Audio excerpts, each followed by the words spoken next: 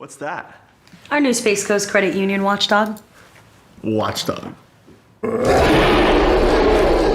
The financial products and services you want, plus the protection you need. Space Coast Credit Union. Your life, your financial watchdog.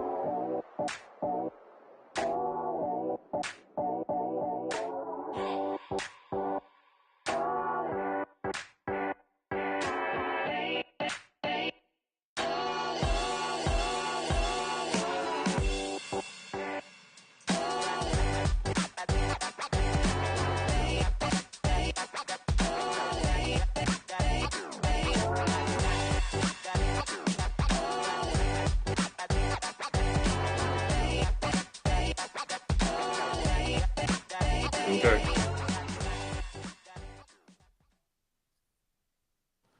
The Miami Dolphins are 7-8, have won 5 of their last 7 games, yet it kind of feels like this season is over and it's time to plan for 2025. Don't know where that is.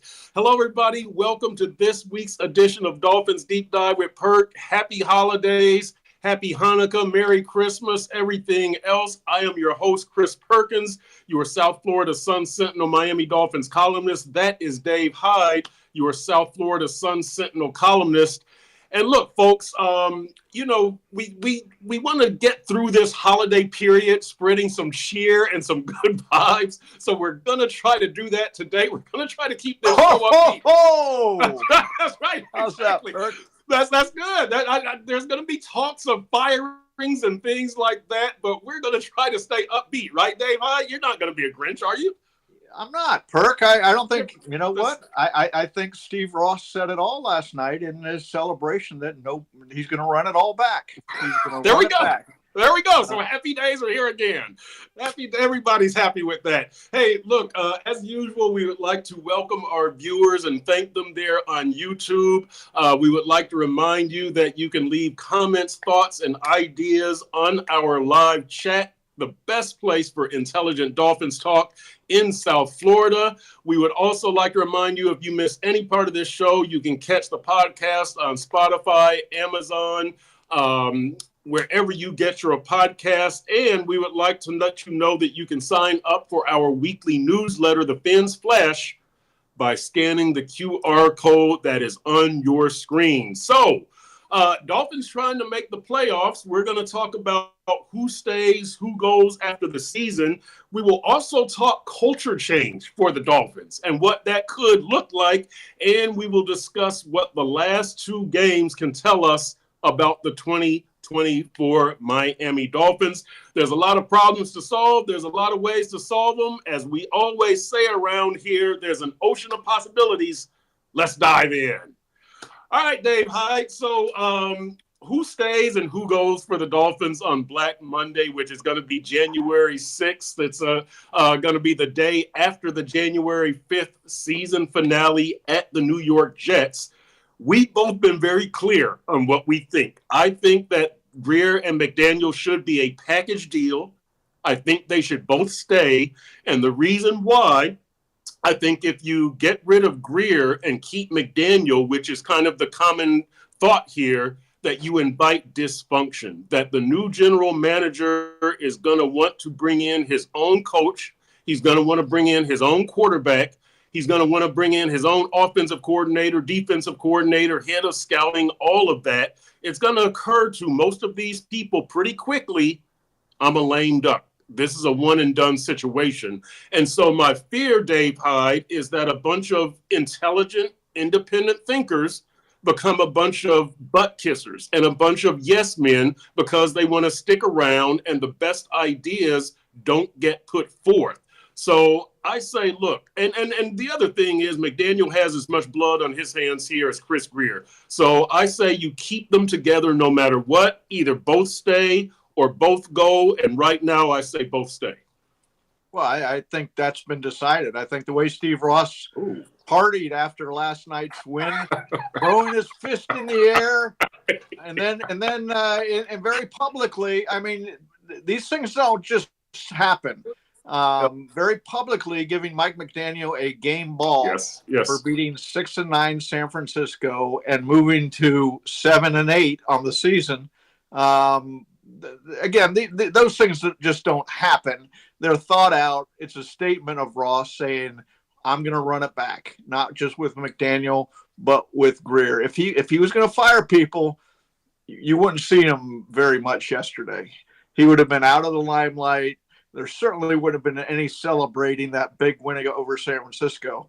And so I think it's very clear right now that you're getting your wish, Perk. They are both coming back.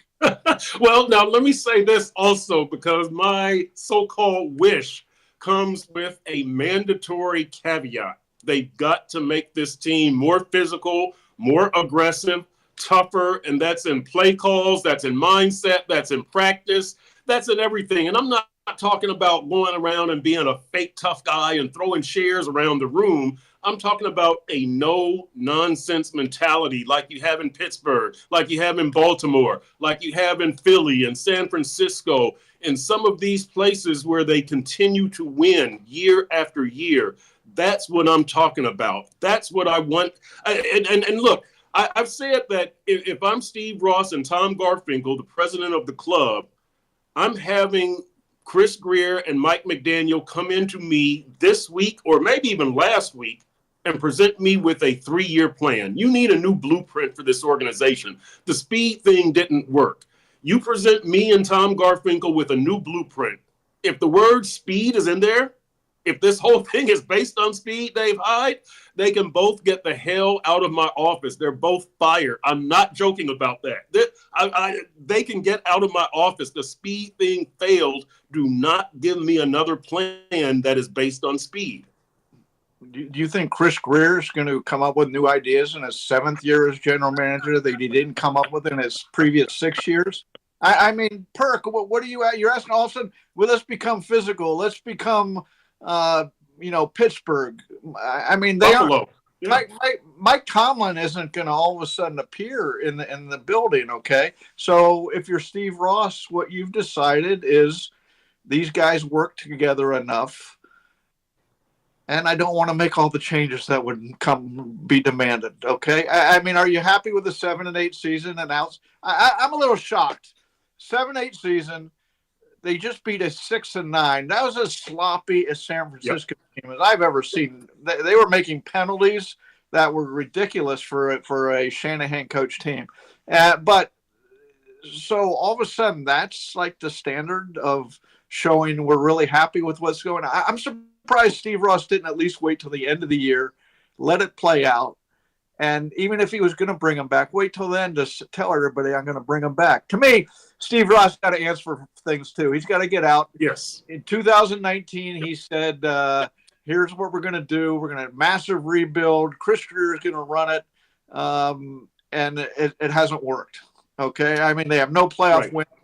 They're at a 7-8 season this year. Right now, the outside shot of making the playoffs, and everything's hunky dory. I'm a little shocked. Yeah, I'm shocked too, Hyde. Now, I'll talk about what I think are hollow numbers for this team a little bit later. Right now, we want to say what's up to Sean Heller. Raphael Courtwright says, did we cut Tua yet? How about that? Fitzgerald Grass, all I want for Christmas is a new GM. Pete's Takes, what's going on? Cap for Life, what's up? Kenna Rankin. Renegade 76 says, unfortunately, we're stuck with Greer and McDaniel for 2025. We might as well be ready for more subpar play in 2025. Peter McDowell from Snowy Toronto, what if we keep Greer and he gives up draft picks to make short-sighted trades to try and save his job? Are you guys not worried about him doing that instead of investing in the future through the draft? Very good point here, Peter McDowell. For my plan, do I trust Mike McDaniel and Chris Greer to plot the future as far as free agency and the draft? I think that they're the best, and not only, well, they're the best to do it, and not because they are the best football minds out there, but because, look, you're financially married to Tua and Tyreek and Jalen Ramsey and a lot of these guys. I think that. But why is that, Perk? Well, there's nothing you can do about that. These guys mismanaged the situation. Well, you know what? I will say that I think Mike McDaniel. Let me ask you, who's accountable? Who is Steve Ross holding accountable for whatever timeline? 6 years, 3 years, 1 year? Is he going to hold anybody accountable for that? He's not. He's not, Dave Hyde. Listen, I don't think that it's a perfect solution to have Greer and McDaniel return. I said in the summer I would not have signed Tua to an extension, because if things went south this season, I was taking out the broom and they were all gone. Greer, McDaniel, and Tua. I think that now that you're married to all of these guys, you've got the best chance of maximizing their abilities by having Greer and McDaniel in there. I don't think any other coach is going to kiss Tua's butt the way Mike McDaniel does and placate Tyreek Hill and Tua the way McDaniel does. Is that healthy? No. Where's it got him? Nowhere, Hyde. Nowhere. Okay, but I agree. It's settling. It's settling. We talked about this over the summer watching the Dolphins. It's a culture of comfort. Yes. Everybody's comfortable. Yep. And you know, I get the management idea of McDaniel there, but I'm with you that midseason he's benched a couple players. He came down on some others, and normal football stuff. You know, I mean this is the NFL. This is what happens when people don't produce. But all of a sudden you did see some results, lesser penalties, less turnovers. And this is, look, you can love players, you can be friendly with them, but you got to have a standard and of excellence. And we haven't seen it enough around this team. Yeah, no, I agree. And EJ Barrows says, I say both stay sitting next to each other on the bus out of here. Which I like that. But here's, Cap for Life says Garfinkel is loves this photo opportunities. Unfortunately, it comes tied to mediocrity. Let me ask you this, Hyde. I think this organization is too infatuated by numbers. And when they see the number one offense and when they see the back-to-back playoff appearances and all of this kind of stuff. How about when they see 1-10 against winning teams in the last 2 years go up on national TV? That's the number they should be infatuated with. And I agree. What is wrong? I agree. Where's the standard here? I agree. And so along those lines, so I'll just ask this, and I can ask this to people out there also. With the Dolphins yesterday, I believe they rushed for 166 yards on 30 carries. Derrick Henry rushed for 162 on 24 carries against Pittsburgh. Didn't the Derrick Henry yards feel different? Didn't it set a tone for the game? Didn't it tell the defense, you better strap up your damn chin strap because it's going to be a long day. I'm coming at you. That affects the team's mentality. That affects play calling. That affects the offensive line. That gets into the defense's head. The Dolphins' yards, the 166, it was kind of cute. The defense thinks, all right, stay disciplined, guard against the cutback lanes. It's not a take charge 166 yards. It's kind of a cute paper cut 166 real fast, right? Oh, Perk, I thought yesterday for the first time they actually had a NFL-style running game. And I get what you're saying. It's not running over people and all that stuff, but it was an effective running game that allowed other things to happen. And I thought McDaniel called a really, good game for as questioning as I've been over all these short passes. Those short passes to Achan were very productive. They attacked the left side to a throwing to the left. Short passes, little things that really ate up the San Francisco defense. So, but to your point, they went through 6 weeks of not being able to run the ball. It wasn't a physical running game, but I thought it was an effective running game yesterday. Here's what I mean by being affected by numbers. Do you know that in their last 4 games against Buffalo, they've rushed for more than 100 yards in each game, and they've lost all 4 of them. They're averaging 134 yards against Buffalo because Buffalo is like, at least they aren't throwing to Tyreek. And that's how this run game operates. I don't think that anybody fears this run game. You're relieved that they aren't throwing to Tyreek. You're happy that they're running the ball. They usually, I think in with 7 games over 100 yards this year, they're 2-5. Like the yards don't lead to victories. They just chew up the clock and keep the ball from Tyreek. And I think that's what Mike McDaniel was fighting his first 2 seasons as a play caller. He would see these 6 and 7 yard gains, and he's like, yeah, but, well, not even that. He would see 2 and 3, and he would say that Tyreek could score on these plays. So, look, Cap for Life says Hyde is about to go nuclear. He knows we are never breaking the cycle. Renegade 76 says Dave is laying down the gauntlet, refreshing. Spooky Meyer says a new GM doesn't necessarily make it dysfunctional. It depends on who the GM you are bringing on is and what the terms are when he is hired. I would agree, Spooky Myers. I would also say this to you, and I would ask Dave Hyde, if you're a new GM, do you necessarily want I don't want to say physically fragile, a physically risky quarterback like Tua as your guy, or is Tua a one and done till you can find a better end? Like, do you want to risk it all on Tua?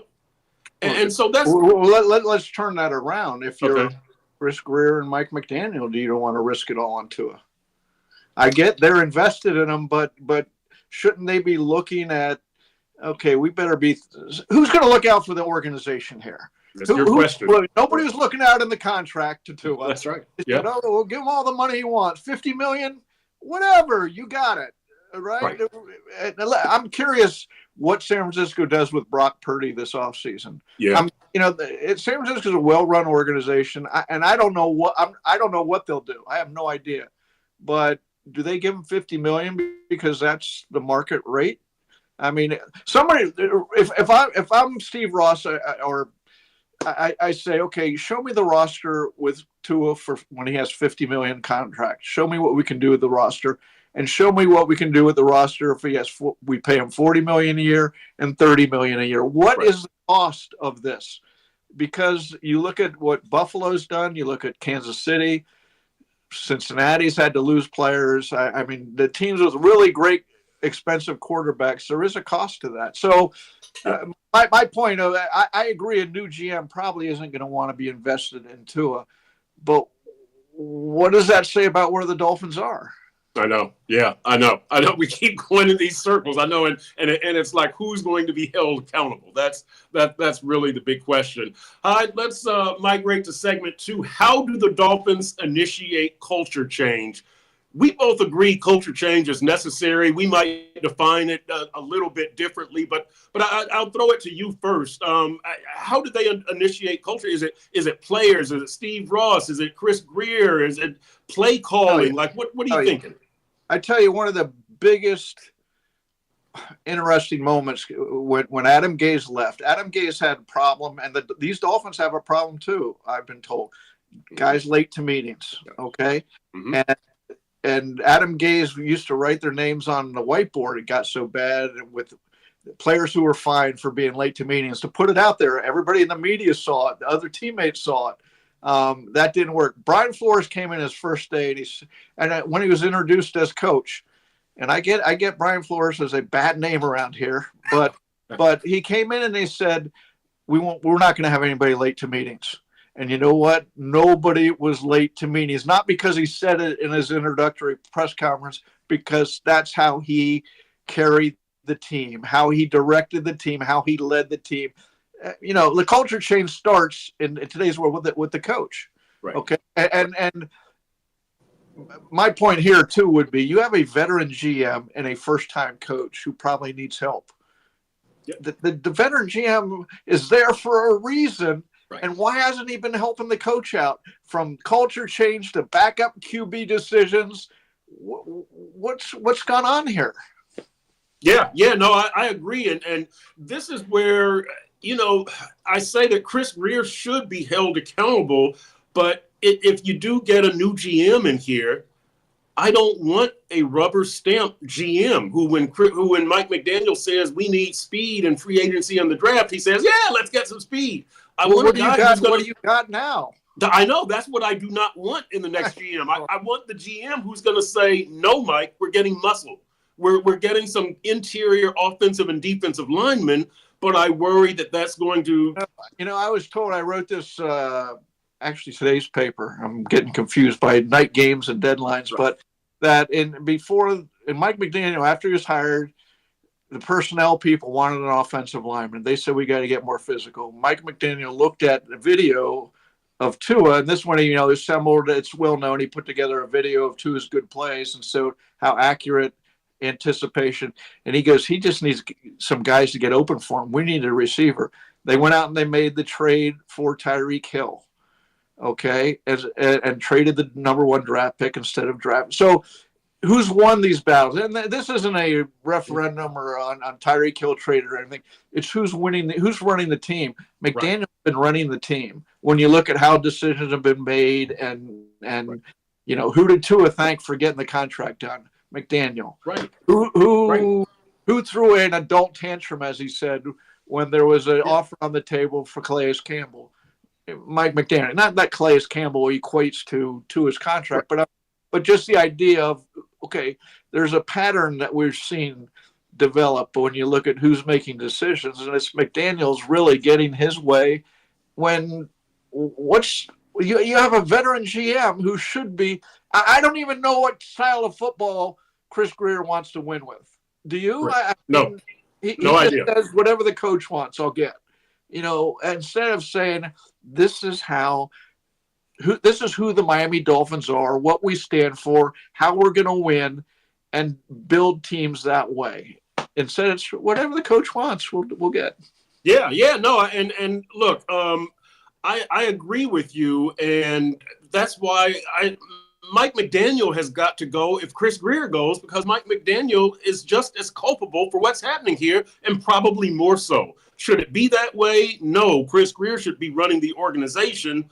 But the fact is, Mike McDaniel is the one who has him in this situation. He insisted on the Tua contract extension. Well, who ran it before Mike McDaniel? Flores ran it. He was the type A person. Who ran it before that? Yeah, the point being, there's a vacuum. Someone's got to make decisions, and McDaniel's making them because Greer's letting them make them. Right. I get that. If you're the coach, I get why you would want Tua to have the big contract. It takes a headache away from you. You're relying on this guy. You want to show this guy full confidence. The GM's job is to protect the organization, though, and say, wait a second here. Are we ready to make this leap with this guy? Okay. Or do we want an offensive lineman or to go to speed?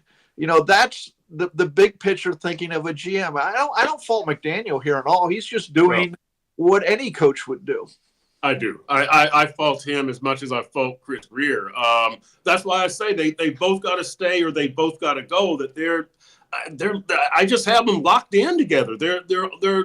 Well, they're going to be locked in. You don't have to worry. They're staying. Again, Ross made that statement. That's all you need. Wow. That stuff doesn't happen just all of a sudden accidentally. That was well thought out. It was a statement. I'm backing these guys. People like the run game. Cap for life, no sacks given up, and the running game showed up. Kenna Rankin, the run game was good. The fact that we weren't going to throw deep down the field made it look as if they don't respect the running game. Renegade 76, watching other teams play, even the college teams, you see physical football, hard hitting and intensity. Then you have our soft team.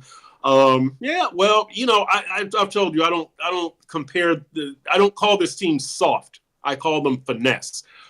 Anthony Casper, this is compared Tua numbers to Breeze at the same point in their career, and Tua hands down wins in spite of far less protection.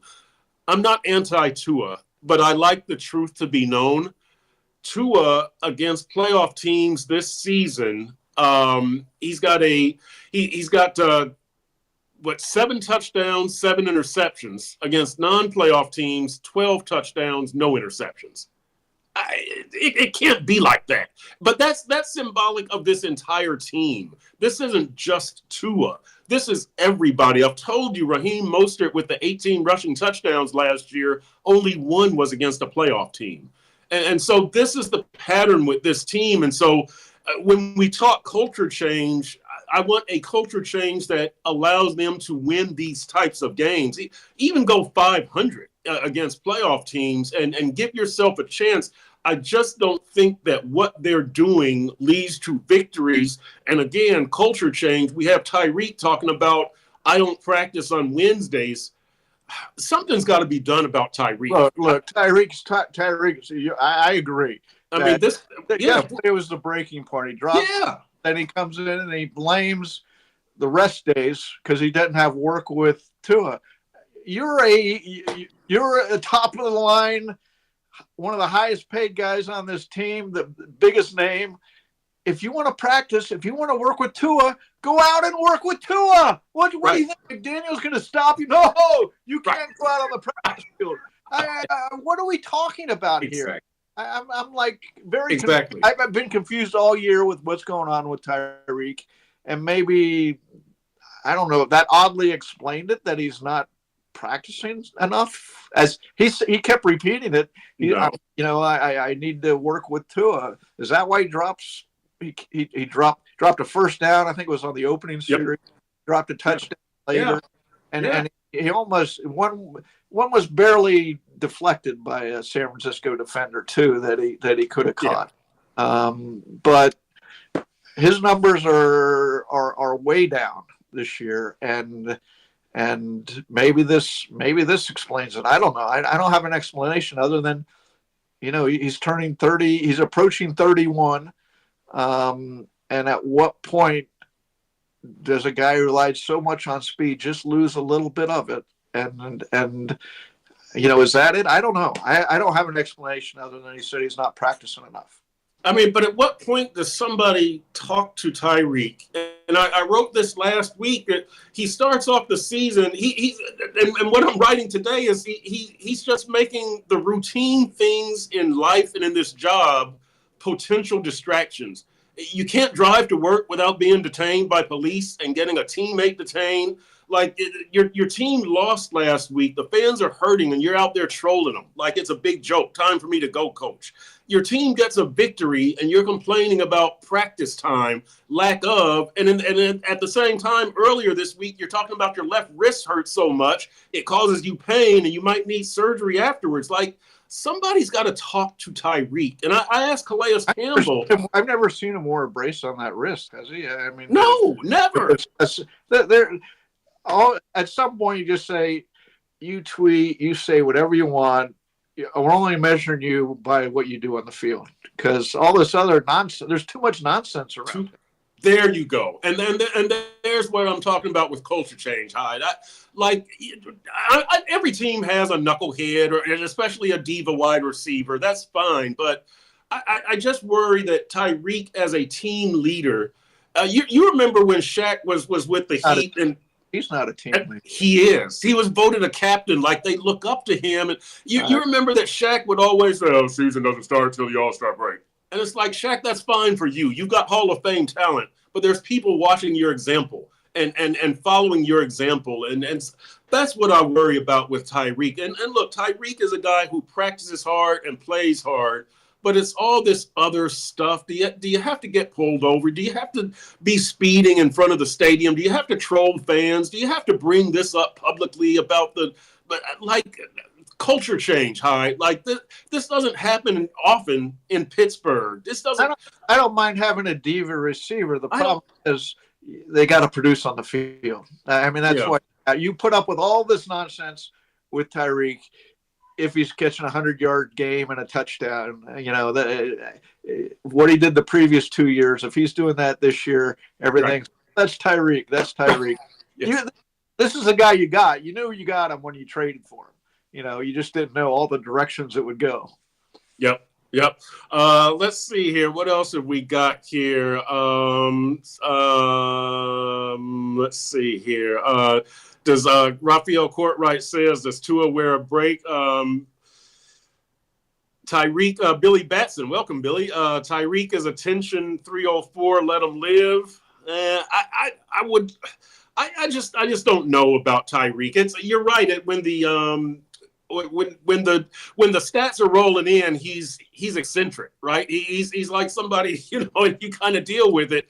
When it's not, it's kind of like, yeah, let's double check Tyreek. So I don't know. Perk, I have two decisions in life. Do I get old or do I get that's it. Right now I'm getting old.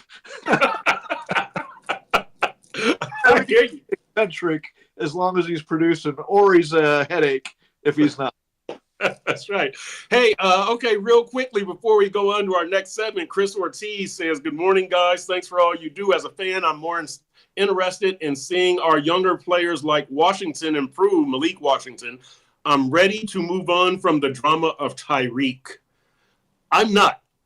Tyreek is still the best player on your team. And somebody I was on Big O last night post game, and Big O is saying that he thinks Achane is the best player on the team.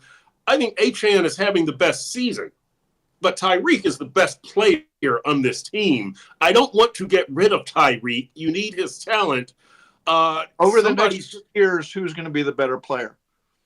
I think Tyreek for 2 years. I don't know that Achane can stay healthy. He could be. All I know is Achane's producing, and he's dynamic. He's special. Mike has found a nice balance. Running back. Yep. A lot of teams talk about a receiver. Well, he could play. A running back. Well, he could play receiver, but the Dolphins actually have a guy doing that. He's playing receiver when need be, and he can cause all sorts of matchup fits for the defense. So, if you're going to say Tyreek's a better player, I'm not going to disagree. But who's producing more this season? It's not even close. Not even close. Not even close. I agree with you 100%. And I agree with everybody who says that. But I just think that if I'm an opposing defense, I would rather deal with Achane than Tyreek. Okay. So I get it. I understand. I mean, look, we know what Tyreek can do. The mystery, why isn't he doing it? Yeah, you're exactly right. Why? Yeah, and what do you have to do to unlock that 1,700-yard Hall of Fame Tyreek once again? All right, Hyde. Let's migrate on to segment 3. What can the last 2 weeks tell you about the 2024 Dolphins? It's games at Cleveland and at the New York Jets. Because thank you. I need to dig this hole. We've seen them beat bad teams, struggle against good teams. Right. I mean, I guess if you're, and I know you're not, how do they fare in the cold if you think that's an issue? To me, it's bigger good teams, bad teams than cold, dome, et cetera, et cetera. Yes. This is a December road game. Yeah, that to me is what we can get from this. And granted, it's two of the worst teams in the league, but the question in Cleveland is, does Jameis Winston play? Because yesterday they played Dorian Thompson, Robinson, DTR. Robinson, yeah. And it was nothing. They didn't even have any. Now Winston's he's going to keep both teams in the game. It's going to be a fun game to watch, though. I'm hoping Winston plays just from an entertainment standpoint. Right. It'll be 4 touchdowns and 3 interceptions. Absolutely. Yeah, Jameis is a lot of fun. Let's see here.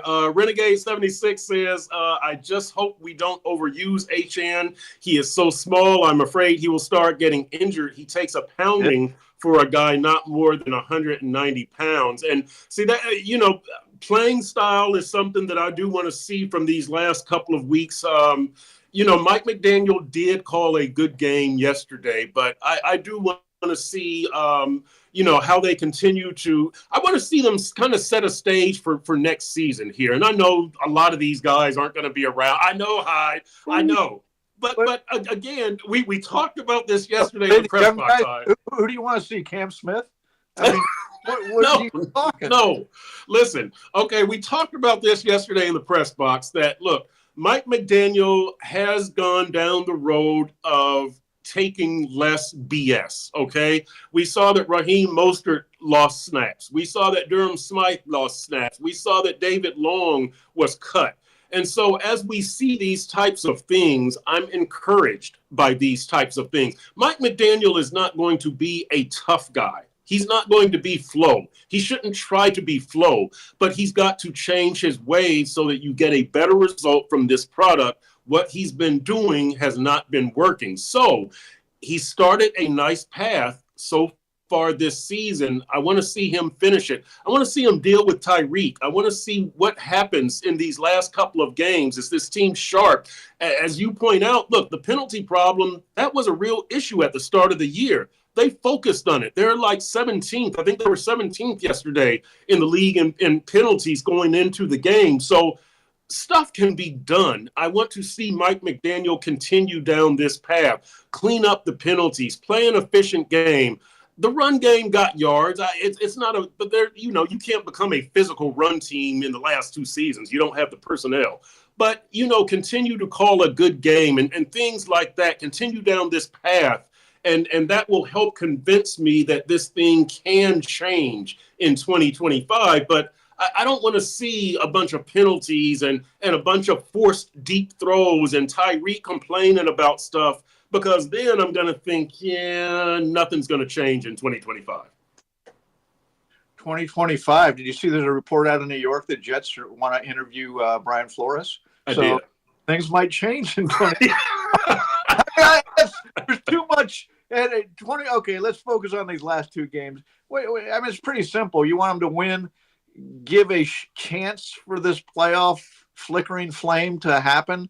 I mean, we've been down this road so many times, though. It's like, getting that 7th spot in the playoffs. No. When you lost to Green Bay, when you had a chance, you lost to Arizona before that. You lost to Houston. So I don't know what beating Cleveland and the New York Jets will prove. I mean, it won't prove anything. It will just be a continuation. Look, again, they've won 5 of the last 7, but it doesn't feel like they've been impactful because you've done the same thing, right? You lost to Green Bay, you lost to Houston, and now you're just going to beat up on 2 more non-playoff teams. But do that in a disciplined way. Do that in an impactful way. Do that in a way that I think, okay, going into the offseason, these things could hold up. And I could trust Greer and McDaniel to implement this style in free agency and in the draft. Instead of getting another Jalen Wright, I can trust them to get another Aaron Brewer. Right. So that's what I want to see. This attitude, this, be real, be serious, be aggressive, be more NFL, get some NFL type violence out here and stop being so nice and so pretty and so social media aware. I don't like that. Well, I tell you what, the one surprise to me is the defense. It's held up. I'm shocked, especially you see both safeties getting run over by Deebo Samuel on the same play yesterday. You have a safety tandem with no interceptions. Yeah. You have a 38-year-old defensive tackle everybody loves, but even he said afterward, my body, I don't know how much more it can take. You have a 32 or 33-year-old safety. You really have 2 playmakers on defense, Zach Sealer and Jalen Ramsey. Right. And somehow Anthony Edwards